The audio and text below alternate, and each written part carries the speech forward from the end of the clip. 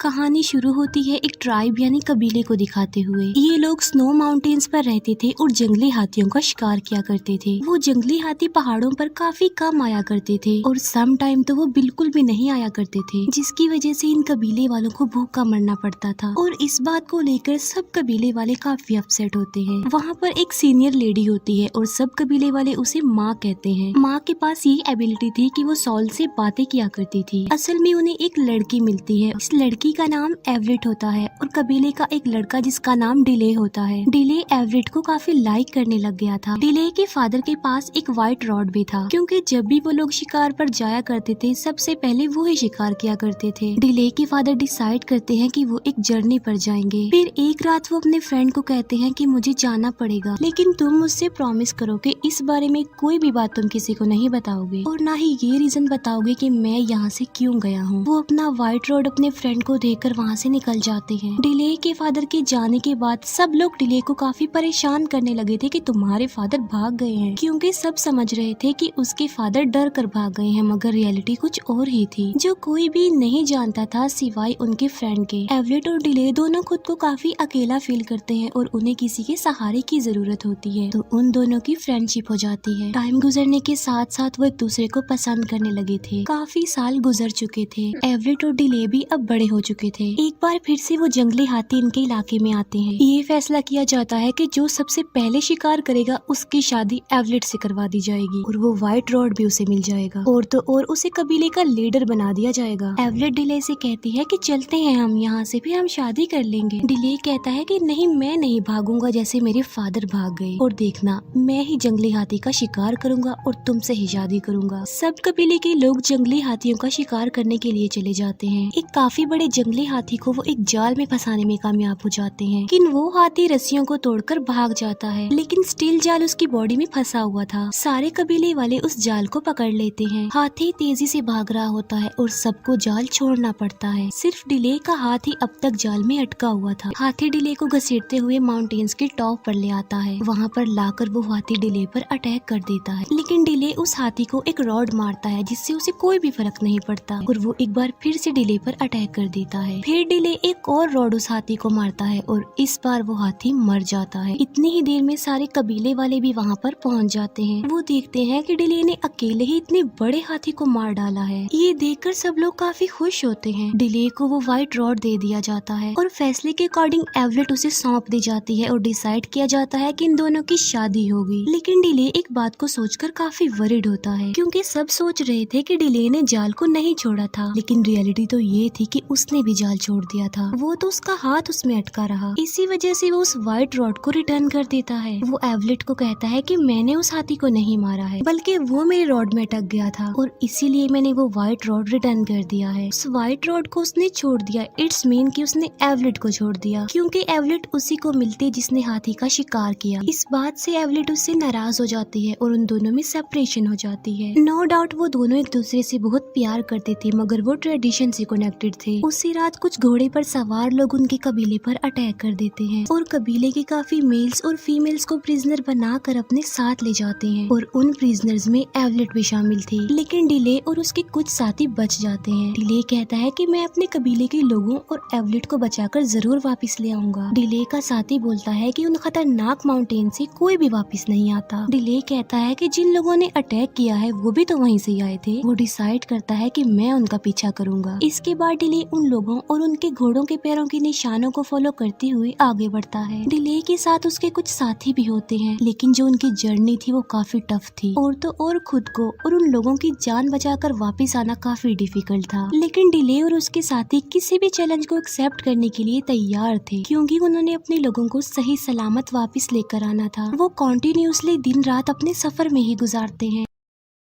ये माउंटेन्स की दूसरी साइड पर पहुंच जाते हैं जहाँ से जमीन स्टार्ट हो जाती है। डिले और उसके साथी आगे बढ़ते हैं और वो एक जंगल में पहुंच जाते हैं, जहाँ उन्हें अपने कबीले के सभी लोग और एवलेट नजर आ जाते हैं, जिन्हें प्रिजनर बनाकर कहीं पर ले जाया जा रहा था। रात के टाइम डिले एवलेट और अपने कुछ साथियों को छुड़ा लेता है, लेकिन वो लोग जिन्होंने इन्हें प्रिजनर बनाया था वो इन्हें दोबारा से पकड़ लेते हैं। डिले के एक साथी को इंजर्ड भी कर देते हैं और वो लोग डिले के कबीले वालों को आगे लेकर बढ़ जाते हैं। डिले अपने इंजर्ड इंजर्ड साथी को खींचकर ले जा रहा होता है। थोड़ा आगे जाने के बाद इन्हें भूख लगने लग जाती है, इसीलिए डिले शिकार पर चला जाता है। लेकिन डिले एक डिज में फंस जाता है जहाँ पर पहले से ही बहुत सारे एनिमल्स फंसे हुए थे। वहाँ पर एक शेर भी फंसा होता है जो काफी बड़ा होता है और काफी खतरनाक होता है, और ये बातें करने वाला शेर था। वहाँ पर बारिश होने लगती है और शेर डूबने लगता है, लेकिन शेर के डूबकर मरने से पहले ही डिले उसे आजाद करवाने का फैसला कर लेता है। डिले उस शेर को कहता है कि मैं तुम्हें आजाद करवा दूंगा, लेकिन उसके लिए एक शर्त है, और वो ये कि तुम मुझे नहीं खाओगे। डिले उस शेर को आजाद कर देता है और बात के मुताबिक वो उसे बगैर खाए ही वहाँ से चला जाता है। डिले भी उस डिच से बाहर आ जाता है, अपने इंजर्ड साथी के पास आ जाता है। वो डिले को बताता है कि कल रात मैंने यहाँ पर चिल्लाने की आवाजें सुनी है, और ये दोनों उसी डायरेक्शन की तरफ चले जाते हैं जहाँ से चिल्लाने की आवाजें सुनी गई थी। वहाँ जाकर इन्हें पता चलता है कि उस गांव पर कल रात किसी ने अटैक कर दिया था। जब ये लोग वहाँ पर जाते हैं तो वहाँ के कबीले के लोग इन्हें घेर लेते हैं। वो कबीले के लोग उन लोगों को बस मारने ही वाले होते हैं कि तभी वहाँ पर वो शेर आ जाता है जिसे डिले ने बचाया था। उस शेर को देखकर उस कबीले के सब लोग डर जाते हैं। वो शेर डिले की तरफ बढ़ता है। डिले उसे कहता है कि मैंने तुम्हें बचाया था, क्या तुमने मुझे नहीं पहचाना? वो शेर डिले को बगैर कोई नुकसान पहुँचाए वहाँ से चला जाता है। उस कबीले के लोग ये सब कुछ देखकर काफी हैरान रह जाते हैं। वो डिले और उसके लोगों को अपने साथ ले जाते हैं, उनकी मेहमान नवाजी करते हैं, उन्हें खाना खिलाते हैं। डिले उनसे पूछता है कि तुम हमारी लैंग्वेज कैसे जानते हो? जिस पर वो कहते हैं कि काफी अरसा पहले एक आदमी यहाँ पर आया था, और वो आदमी यहाँ पर कोई सेफ जगह देखने आया था, और उसी आदमी से ही हमने आप लोगों की लैंग्वेज सीखी। यहाँ पर हमें पता चलता है कि वो आदमी कोई और नहीं बल्कि डिले के फादर थे। डिले उन लोगों से पूछता है कि इस वक्त वो आदमी कहाँ पर है? वो बताते हैं कि उस आदमी को डीमन सॉल्स अपने साथ ले गई हैं, और हमारे भी कुछ लोग उसके साथ हैं, और वो एक ऐसी जगह है जहाँ से आज तक कोई भी वापस नहीं आया बचकर। लेकिन अब तुम ही हो जो हमें वहाँ पर ले जाओगे। डिले पूछता है कि सिर्फ मैं ही क्यों? वो कहता है कि हमारे प्रेडिक्शन के मुताबिक हमारे पास एक आदमी आएगा जो शेर से बातें करेगा। वो आदमी हमारे लोगों की जान बचाएगा। उस कबीले के लोग आसपास के सभी कबीले वालों को ये इन्फॉर्मेशन देते हैं कि शेर से बातें करने वाला आ गया है। डिले का एक साथी उसे बताता है कि मैं तुम्हें आज एक बात बताता हूँ, और वो ये कि तुम्हारे फादर किसी से डर के नहीं भागे थे। वो अपने कबीले के लोगों की जान बचाने के लिए सेफ जगह ढूंढने के लिए निकले थे, ताकि हमारे लोगों को भूखा न मरना पड़े। डिले उससे पूछता है कि तुमने मुझे ये बात पहले क्यों नहीं बताई? वो कहता है कि तुम्हारे फादर ने मुझे मना किया था कि ये बात किसी को भी नहीं पता लगनी चाहिए, क्योंकि अगर कबीले वालों को ये बात पता चल जाती तो वो सब की सब एक एक करके उस जगह को छोड़कर भागने लगते। इसीलिए उन्होंने मुझे ये कहा था कि मैं इस बात को सीक्रेट रखूं। फिर डिले के साथ वो कबीले के लोग भी माउंटेन्स की तरफ बढ़ते हैं। वो लोग रिवर तक पहुंच जाते हैं और बोट्स में बैठकर आगे बढ़ते हैं, लेकिन डिले और उसके लोग आगे नहीं जा सकते थे क्योंकि उनके पास बोट्स नहीं थी। इसीलिए वो डिसाइड करते हैं कि वो पैदल ही अपना सफर तय करेंगे। लेकिन पैदल सफर करना काफी मुश्किल था, क्योंकि वो एक काफी बड़ा डेजर्ट होता है जहाँ पर उन्होंने सफर करना था, और उन लोगों से पहले कोई भी उस डेजर्ट को पार नहीं कर पाया था। लेकिन डिले कहता है कि हम इस डेजर्ट को पार कर लेंगे, अपने लोगों को आजाद करवा कर ले आएंगे। इसीलिए ये लोग अपने मंजिल के लिए आगे बढ़ जाते हैं। काफी दिनों सफर कर लेने के बाद फाइनली ये डेजर्ट की उस तरफ चले जाते हैं।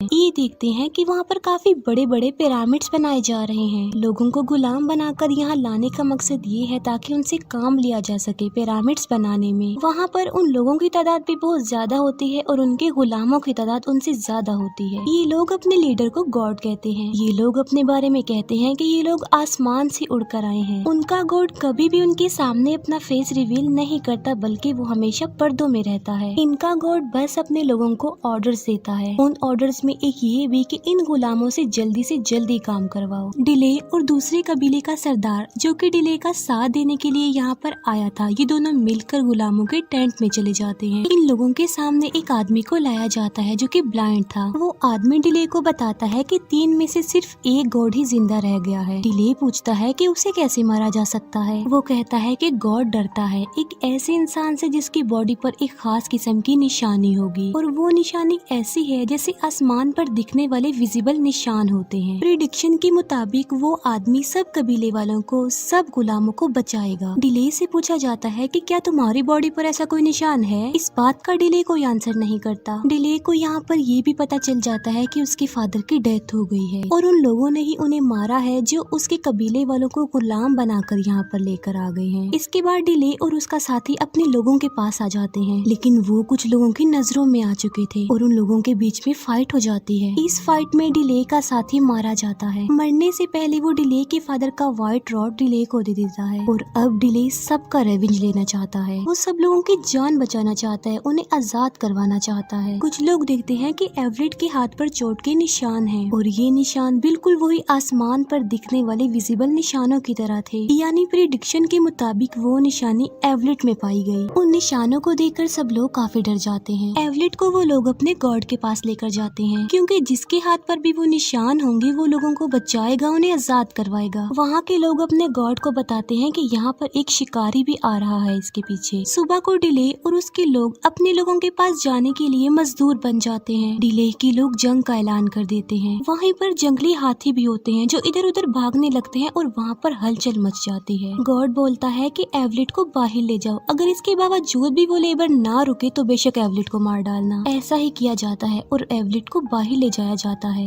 लेकिन डिले और उसके लोग एवलेट को देखकर रुक जाते हैं। तभी वहाँ पर गॉड आ जाता है उनका और सब लोग झुक जाते हैं। गॉड का एक आदमी सबको कहता है कि जो भी इस लड़की को यहाँ से लेकर जाना चाहता है वो इसे यहाँ से ले जाए हमेशा के लिए, और हम वादा करते हैं कि इस बार हम उसे नहीं रोकेंगे। डिले बोलता है कि मैं एवलेट को तो ले जाता हूँ, लेकिन मेरे बाकी साथियों का क्या होगा? गॉड बोलता है कि अब वो हमारे गुलाम है, अब वो हमारे लोग हैं। इसीलिए डिले उनकी ये बात मानने पर इनकार कर देता है। वो उस व्हाइट रॉड को गॉड की तरफ फेंकता है और व्हाइट रॉड गॉड के आर पार हो जाता है। डिले कहता है कि देखो तुम सब, वो भी हमारी तरह एक इंसान था, उसे भी तकलीफ होती थी और अब देखो वो मर गया है। और तभी दोनों कबीलों के बीच एक वॉर स्टार्ट हो जाती है और इस जंग में डिले के लोग जीत जाते हैं। लेकिन कबीले का वो आदमी जो उन लोगों को प्रिजनर बनाकर यहाँ पर लाया था, वो एवलेट को एक तीर मार डालता है जिससे एवलेट मर जाती है। बदले में डिले उस आदमी को भी मार डालता है जिसने एवलेट पर तीर मारा था। डिले अपने कबीले वालों को और बाकी सबको यहाँ पर बचाने आया था, लेकिन उसने इस दौरान अपने बहुत करीबी लोगों को खो दिया। माँ जो कि दूर से उन सबको देख रही होती है, उन्हें अपनी पावर्स दे रही होती है। यहाँ पर माँ अपनी जान की कुर्बानी देकर एवलेट की जान वापस ले आती है। एवलेट दोबारा से जिंदा हो जाती है। जाने से पहले दूसरे कबीले के वो लोग जिन्होंने इन्हें पनाह दी थी, वो डिले को कुछ बीज देते हैं। वो डिले को कहते हैं कि तुम्हारे फादर चाहते थे कि तुम इन बीजों को अपनी जगह पर लेकर जाओ और इन्हें वहाँ पर उगाओ। डिले बिल्कुल ऐसा ही करता है। वो अपनी जगह पर जाकर इन बीजों को उगा देता है और वहाँ पर पौधे लगने लगते हैं। अब के बाद इन्हें कभी भी भूख का सामना नहीं करना पड़ेगा और ना ही ये भूखे मरेंगे। और बस यहीं पर ये मूवी एंड हो जाती है। Thank you for watching.